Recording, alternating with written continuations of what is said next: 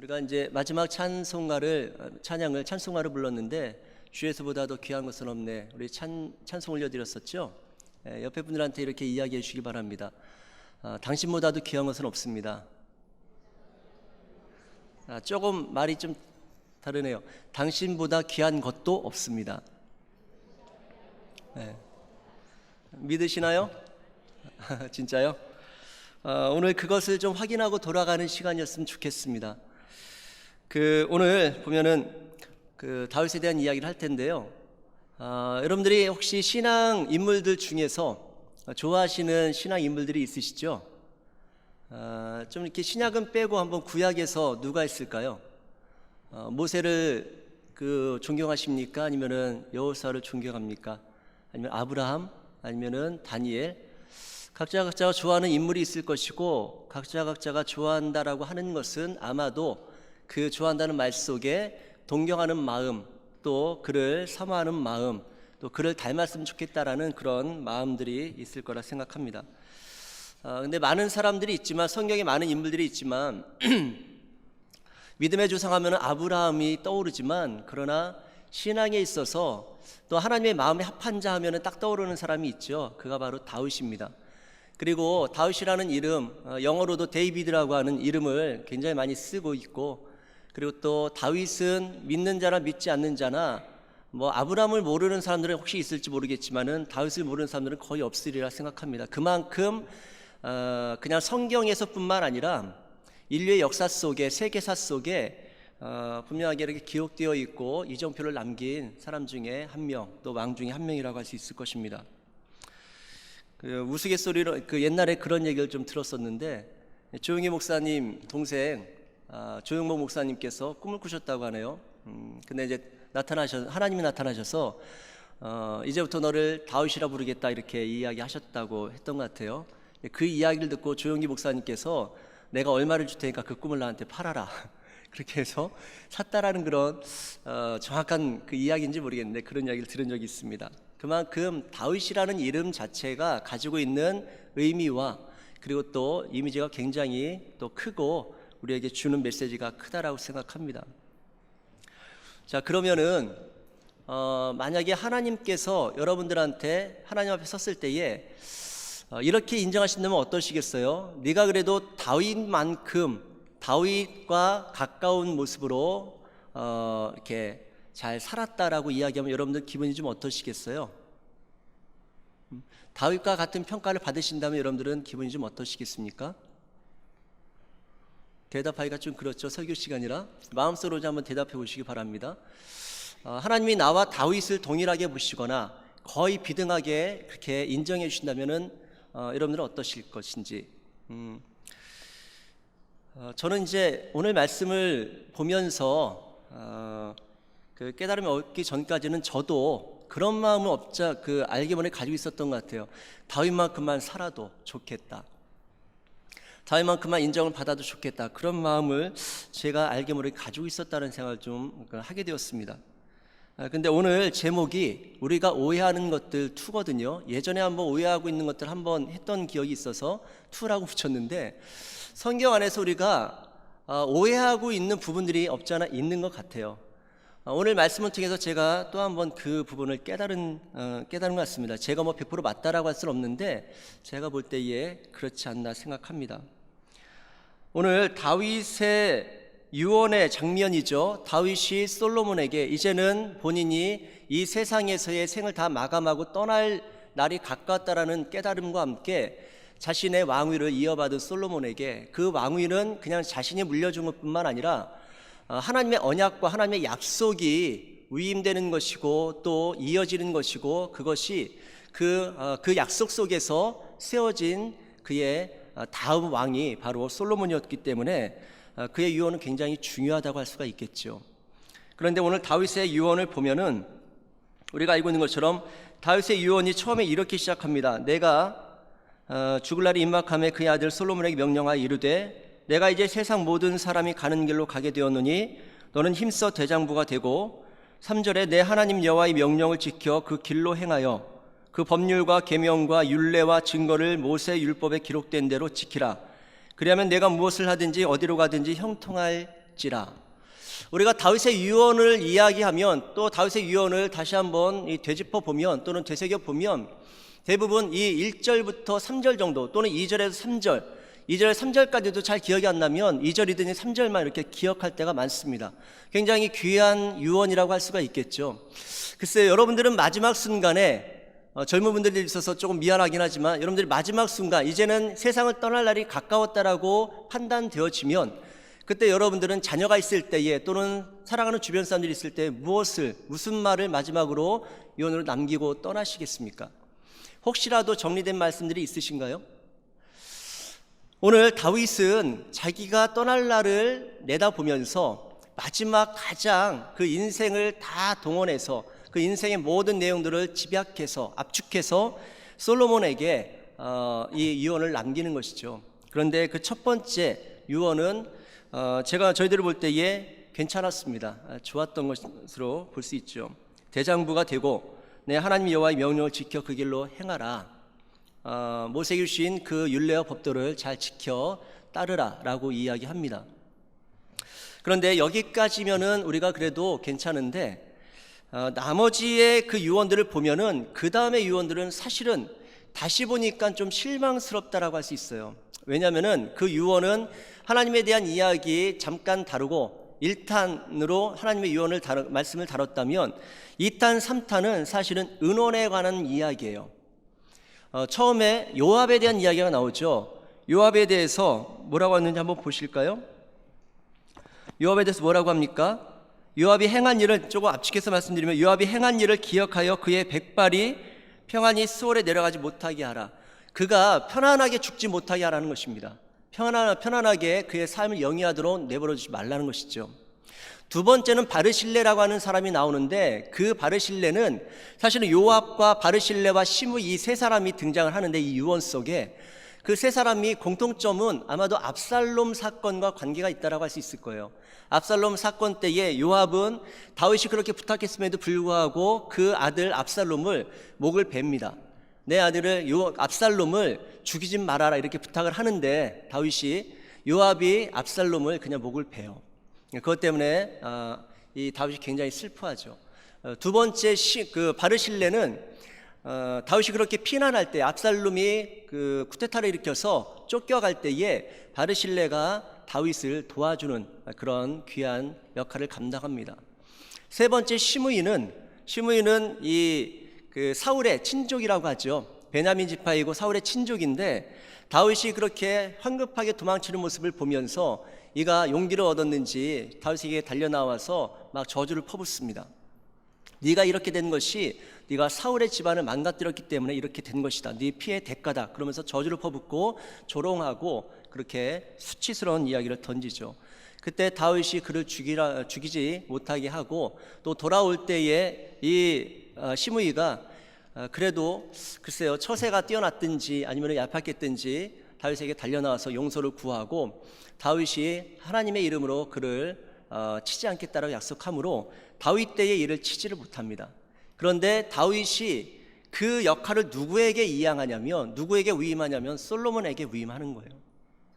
그래서 처음에 1절에서부터 3절까지의 유언의 내용은 하나님 보실 때 굉장히 귀하지만 그러나 나머지 세 번째부터 다섯 번째 유언은 사실은 아까 말씀드린 것처럼 은원의 이야기예요.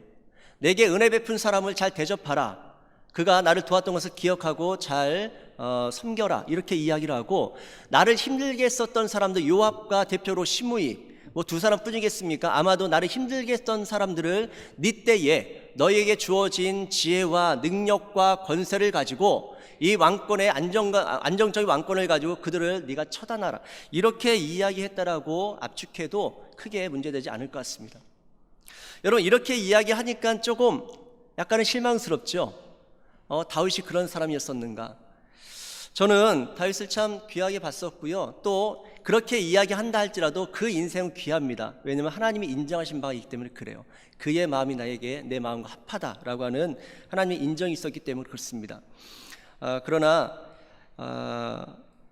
제가 이 말씀을 읽으면서 한 여인이 떠올랐어요. 사실은 저희 어머니 얘기를 자꾸 하는 게 별로 좋지 않아서 가급적 안 하려고 하는데 이 말씀을 묵상하는 가운데 저희 어머님이 떠올랐습니다. 저희 어머니의 인생을 이렇게 돌아봤을 때에 전에도 한번 잠깐 말씀드렸지만은 참 제법 하실 말씀이 많은 인생을 살아오셨거든요. 고단한 인생을 살았고, 피곤한 인생을 살았고, 핍절한 인생을 살았고, 나름대로 눈물로 쓸 수밖에 없는 그런 인생사를 살아오셨는데, 또 그 마음속에 담아둘 수밖에 없었던 그런 서러운 이야기들, 또 본인을 너무 힘들게 했었던 그런 사람들의 이야기들이 마음속에 있으셨을 텐데, 어머니 돌아가실 때에 제가 조금 놀랐습니다. 전에도 말씀드렸지만은 그분이 남긴 그 유언이 딱 두 마디였었어요. 목회 잘하라고, 또 하나는 하나님 잘 믿으라고. 그 두 가지 말씀을 남기시고 떠나셨거든요. 이게 당연한 것 같은데 그 인생을 아는 저로서는 그게 당연하지 않았었어요. 다윗은 지금 얘야, 내 은원의 관계가 있어. 나한테 잘해준 사람이 있는가 하면 나를 고통스럽게 했고 나를 힘들게 했던 사람이 있단다. 내가 원수 같은 사람이 있는데 나한테 은혜 베푼 사람은 네가 좀 잘 대접해주고, 나한테 원수같이 군 사람들은 네가 좀 처리해줘. 저희 어머니에게 원수가 있었을 것입니다. 저희 어머니가 암으로 결국 소천하셨는데, 저희 어머니가 암에 걸릴 수 있는 동기를 부여한 사람들을 제가 알거든요. 어머니도 그거를 아실 거예요. 당신이 왜 그렇게도 스트레스 상황 가운데 있었고 왜 그렇게 힘들었었는지, 그 힘든 상황 속에 여러 가지 환경이 있겠지만은 심리적으로 스트레스를 줬었던 그 대상들이 있습니다. 저희 어머니가 끝까지 그분들에 대해서 품고 가시더라고요. 단 한마디도 서운하거나 억울하거나, 그리고 또 억하심정을 이야기하시거나 아니면은 저희들한테 그 부분에 대해서 고발하시는 이야기를 던지지 않고 그냥 잠잠히 떠나시는 모습을 우리들에게 남겨주셨습니다. 저는 다윗의 마지막의 장면, 다윗이 마지막 이 세상을 떠나는 장면과 저희 어머님이 이 세상을 떠나는 장면, 어떤 장면이 더 위대한가, 누구의 마지막 결론이, 누구의 마지막 인생의 그 마지막 순간이 더 아름다운가, 저는 감히 저희 어머니라고 이야기합니다. 제 어머니이기 때문에 편드는 게 아니라요, 오늘 그 이야기를 하려고 하는 거예요. 단순히 그런 모습으로 떠나셨기 때문에 이 유언과 저희 어머니의 유언이 상대적으로 이게 높고 이게 낮다, 이런 얘기를 드리려고 하는 게 아니에요. 우리의 부르심이 무엇인지에 대해서 오늘 다시 한번 돌아보려고 하는 것입니다. 여러분, 다윗보다 여러분이 각자가 더 위대한 사람이라는 것을 혹시 인정하실 수 있으시겠어요? 인정하기 어려우시면 옆에 분들한테 한번 얘기해 주시죠. 당신이 다윗보다 위대하답니다. 그렇게. 이게 믿어지십니까? 받아들여지세요? 이렇게 순수하게 받아들여지십니까? 받아들여지시는데 못 모르고 받아들이는 분이 있고 알아서 받아들이는 분들이 있을 텐데, 오늘 이후에는 알고 받아들이실 수 있게 간절히 축복합니다. 여러분, 다윗보다 우리가 위대해요. 다윗보다 우리가 더 아름다운 삶을 지향하고 소유할 수 있는 자격이 있습니다. 우리가 더 가치 있는 존재예요. 왜 그런지 아세요? 그런데 우리는 늘 누구를 바라보고 있죠? 아브라함을 바라보고 있고, 모세를 바라보고 있고, 여호사를 바라보고 있고, 다윗을 바라보면서, 다니엘을 바라보면서 우리도 저렇게 살아야 될 텐데 우리는 왜 이렇게 저렇게 못 사는가, 그들을 영웅화시켜가면서 그들을 추구하고 동경하면서 살아가는 우리의 모습이 적잖이 있지 않습니까? 물론 그 삶을 통해서 우리가 도전받을 부분이 있을 거예요. 그러나 오늘 우리의 본질적인 삶의 자리가 그들과는 다른 자리에 있다는 것을 여러분들과 한번 확인해 보려고 합니다. 여러분, 다윗이 더 대단해요? 아니면은 세례 요한이 더 대단합니까?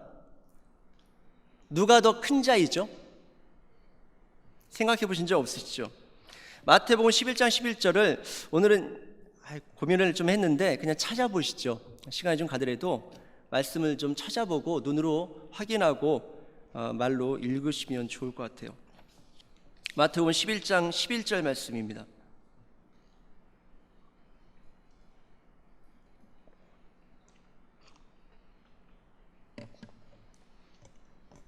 찾으셨으면 같이 읽겠습니다. 시작.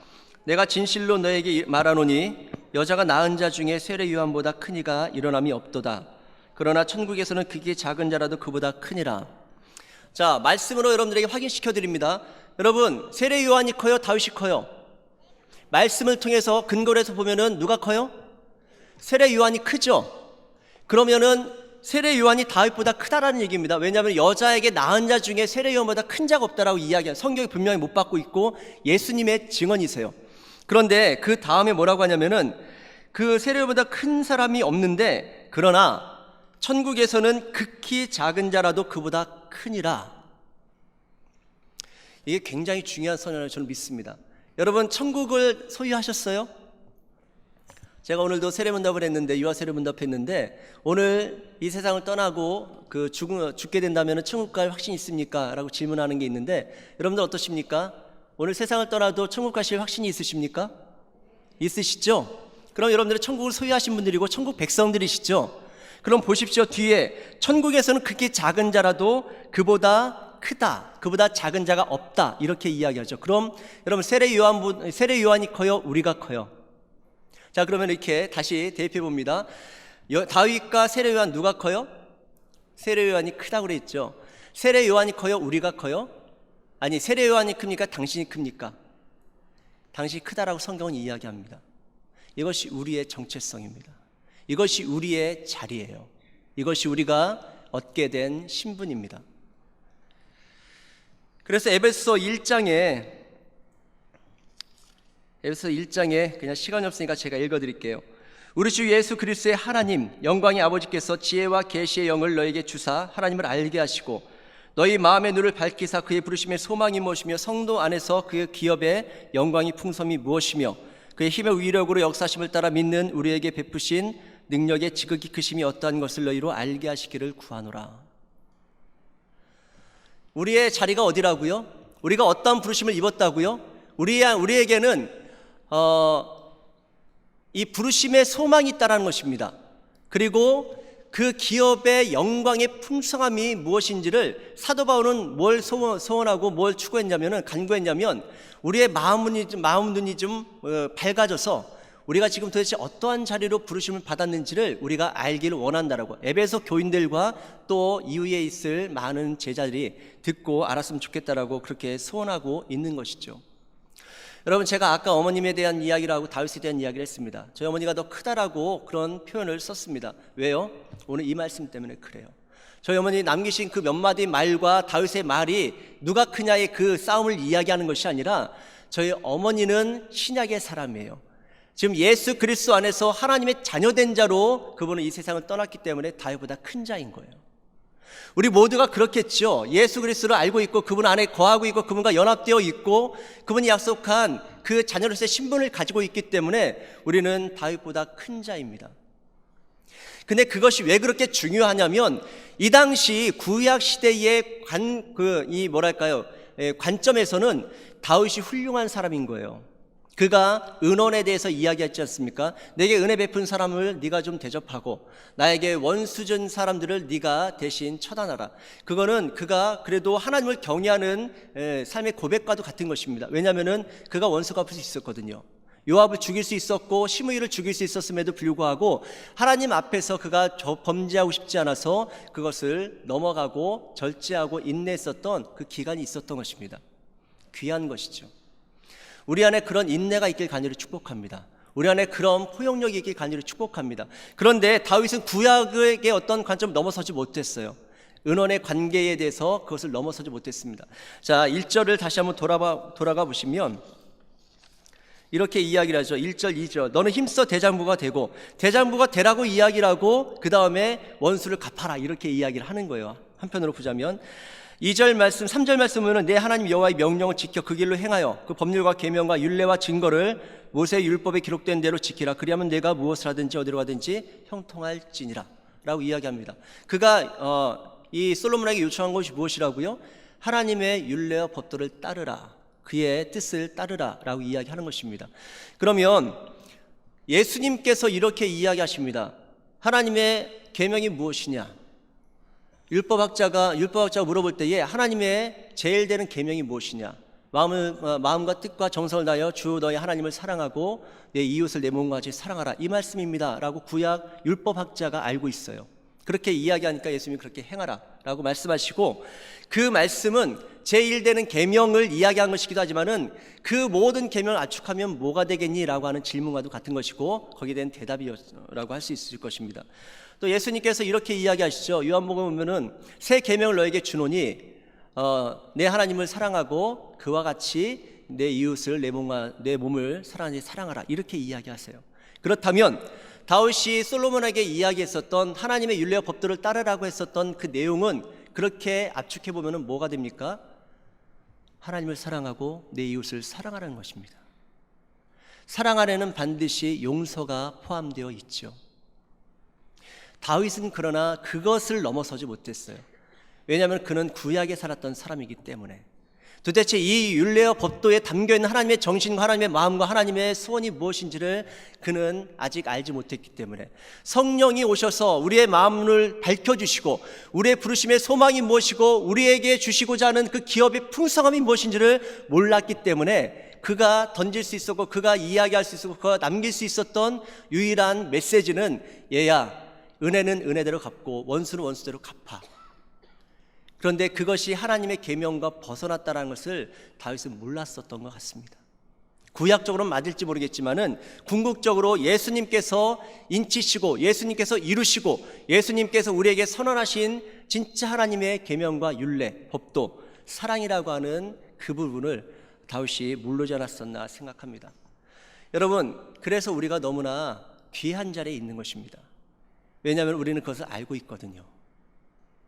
너희들에게 새 계명을 주는데, 내가 진짜 계명, 온전한 계명, 단 하나의 계명을 주는데 주 여호와를 사랑하고 그와 같이 너와 내 이웃을 내 몸을 사랑하는 것처럼, 너 자신을 사랑하는 것처럼 그렇게 사랑하라고 이야기하시는 것입니다. 이제는 여러분, 구약에 있는 성경의 인물들, 믿음의 인물들, 그분들을 너무 부러워하지 않고 너무도 동경하지 않을 수 있길 간절히 축복합니다. 그분들을 폄하시키거나 그분들을 우습게 여기자는 것이 아니라, 우리는 우리의 부르심의 자리가 무엇인지, 우리가 갖게 되었고 우리가 소유하게 되었고 우리가 부여받은 그 부르심의 자리가 무엇인지를 깨닫는 차원에서 우리는 그들을 부러워할 자들이 아니에요.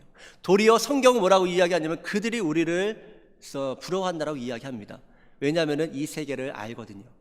하나님의 세계를 알고 예수 그리스도로 인해서 우리에게 주어진 삶의 비밀을 우리는 알고 있기 때문에 그들이 그렇게 보고 싶어도 영적 세계가 열린 시대가 아니라 성령의 시대가 열리지 않았기 때문에 볼 수 없었던 것을 우리는 보고 있기 때문에 그들은 우리를 바라면서 우리를 부러워한다라고 성경은 이야기하는 것이죠. 누가 누구를 부러워해야 되는 거예요? 다윗이 당신을 부러워해야 되는 것입니다. 누가 누구를 동경해야 돼요? 다윗이 당신을 동경해야 되는 것입니다. 그렇다면 여러분들이나 저는 다윗이 동경할 만한 그런 삶을 살고 있는가? 이것이 우리가 가져야 될 오늘의 질문이라고 생각합니다. 그런 동경할 만큼 그런 삶을 살고 계세요?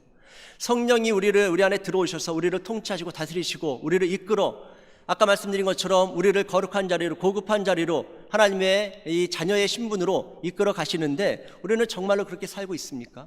그 긍지와 이 자부심을 가지고 살고 있습니까? 이 감격과 기쁨과 그리고 또 감사를 주 앞에 고백하면서 살고 있습니까? 오늘 성령님께서 우리에게 주시는 마음에 따라서 우리가 용서할 수 없는 사람까지 용서하며 그를 품어 안을 수 있는 넉넉함을 가지고 우리는 그 부유함에 처하고 있습니까?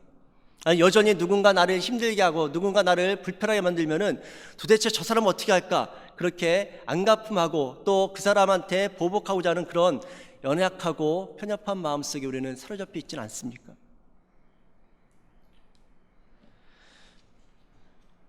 한 번만 더 말씀드리면, 저는 저희 어머님을 대단하게 생각하지 않았어요.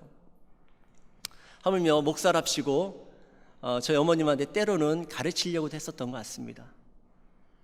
그런데 오늘 다윗의 이 말씀을 읽고 이 본문을 읽으면서 묵상하는 가운데, 우리 어머님이 참 크신 분이었구나.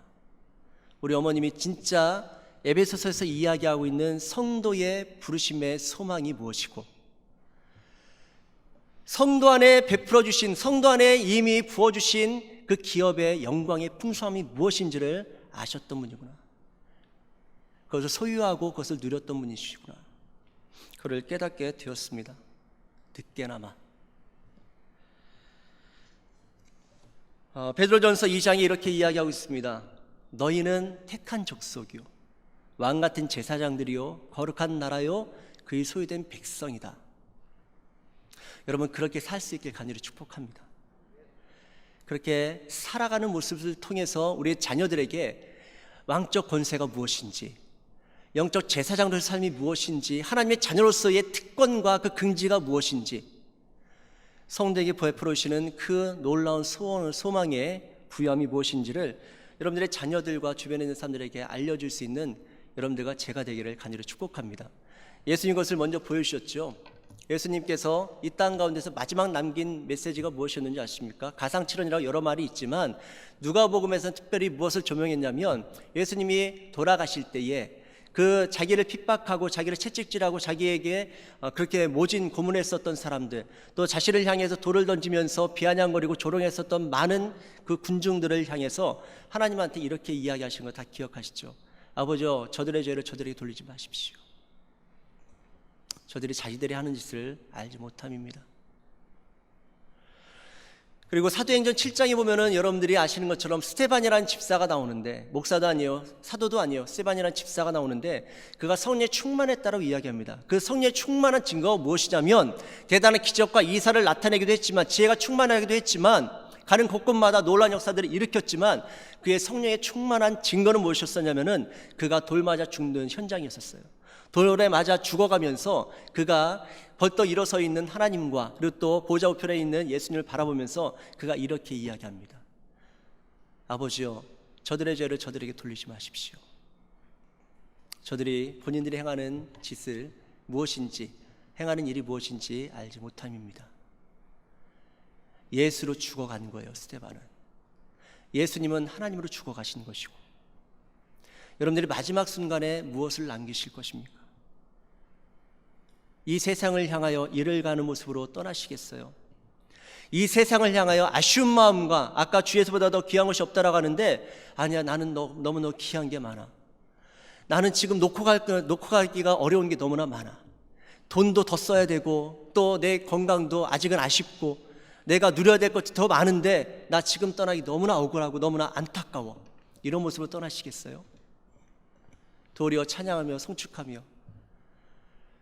저는 이 말 한마디가 되새길수록 참 뭉클뭉클하고 울컥울컥 하는데, 오카노 목사님이 그런 얘기 하셨다고 그러죠.